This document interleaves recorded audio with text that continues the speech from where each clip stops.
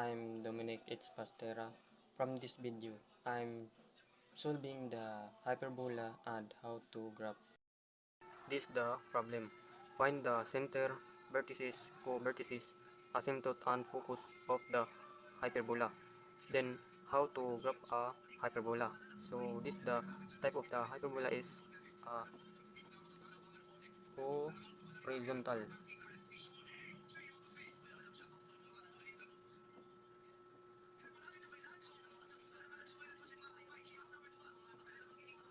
Is a horizontal hyperbola.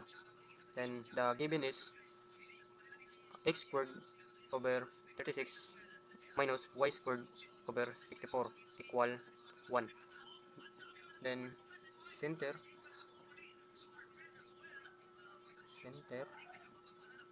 vertices and co-vertices. So center is open parenthesis 0 comma 0 close parenthesis. Then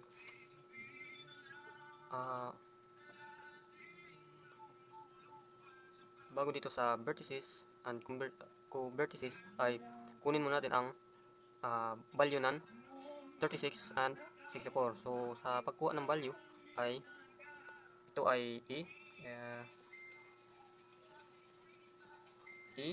squared equal 36.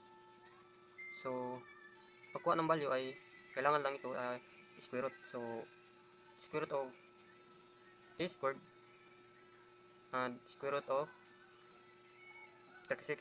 So e equals 6. This value of 36.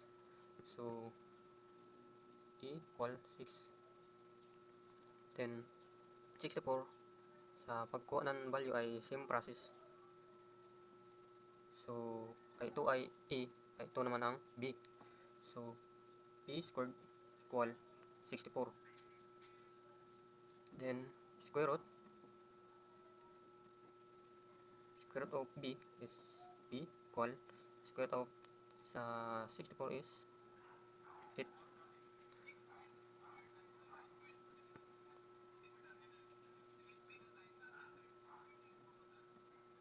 Now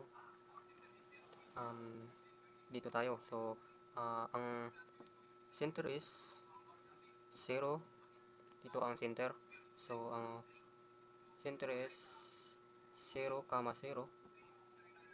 Now then so dito ay count lang tayo ng 6. So sa right ay count tayo 1, 2, 3, 4, 5, 6. This and select 1, 2, 3, 4, 5, 6.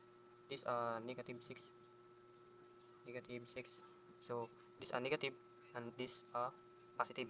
So at dito naman ay count po tayo ng 8. So sa up ay 1, 2, 3, 4, 5, 6, 7, 8. So 8. Then sa up naman, sa down naman, count rin tayo ng 8. 1, 2, 3, 4, 5, 6, 7, 8. So this negative 8. This negative 8 and this positive. And now the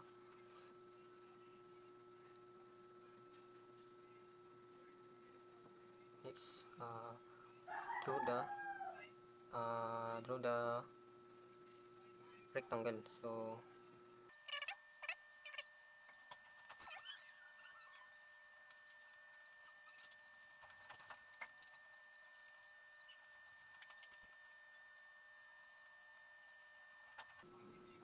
and next draw the line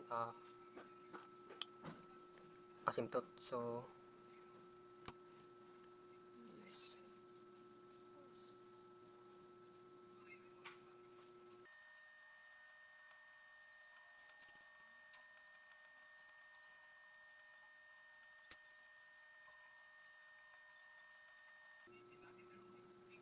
And next naman ay draw to vertex. So, mag-draw ng vertex.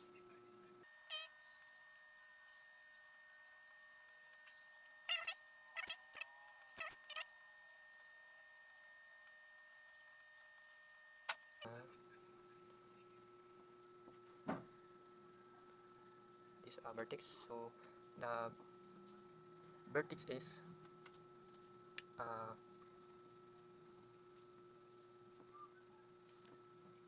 open parenthesis negative 6 comma 0 close, then open parenthesis 6 comma 0 and close. So sa co-vertex naman ay open parenthesis and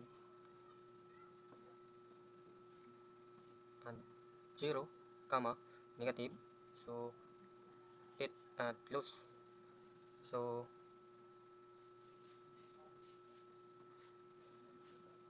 open parenthesis 0 comma number 8, so and close. So sa convertex and vertices ay nauna ang 0 sa dito sa co-vertices. Next, asymptote.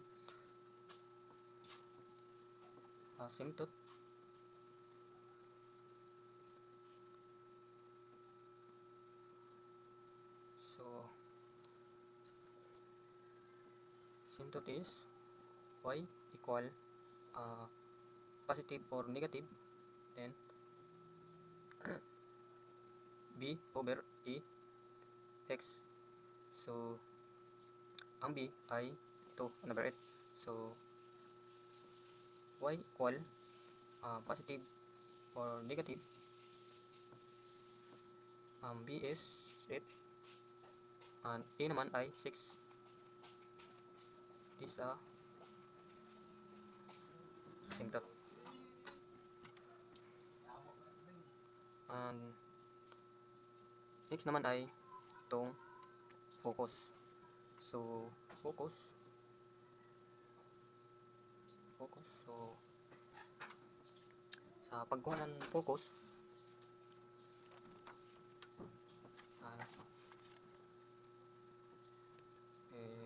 ito lang, c squared equals a squared plus b squared. So kailangan lang siya i-add ang a and ang b. So c squared equal as, so ito 36 plus ito naman 64, then i-add to 36 plus 64 is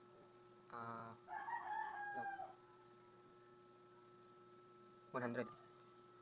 So 100 pagkatapos ay kailangan natin siya i-square root. So square root ang c squared and square root c 100. So square root of 100 is 10. So ito ang ating focus. So dito naman paglagay ng focus ay mag-count lang tayo ng 10 sa right and left. So 1, 2, 3, 4, 5, 6, 7, 8, 9, 10. So dito ang focus.